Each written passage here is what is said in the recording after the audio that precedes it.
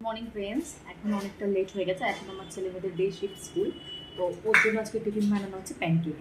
এই যে ও সুন্দর ব্যাটারটা ওই বলেছে, দেখো কি সুন্দর টেক্সচারটা, দারুণ।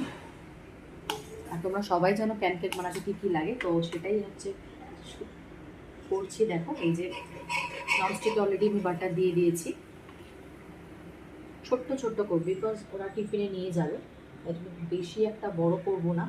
এই ছোট্ট ছোট্ট দেখতেও একটু সুন্দর লাগে, দেখা যাক কেমন হয়।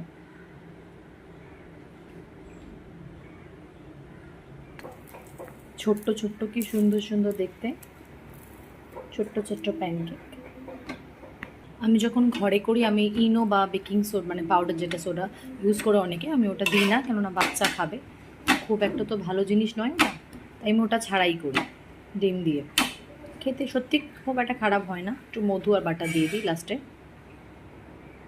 এই যে হয়ে গেছে। ও আবার আমার মেয়ে আবার ওর ওপর আবার হানি দিয়ে দিচ্ছে একটু, ওর হানি দিয়ে খেতে ভালো লাগে। আর একটু ফ্রুটস দিয়ে দেবো, ব্যাস টিফিন রেডি রেডি। চলো আজকের মতন টাটা। এই যে প্যানকেক আর একটুখানি ফ্রুটস পমগ্রেনেট দিয়েছি, তো এইটুকুনি জিনিস তো হয় না, সে আস্তে আস্তে 4:45 ছুটি ওদের। জলের বোতল টিফিন সব রেডি। চলো টাটা বাই বাই। দেখিয়ে দিলাম আজকে আমি তোমাদের কী টিফিন দিলাম আমার ছেলে মেয়েকে।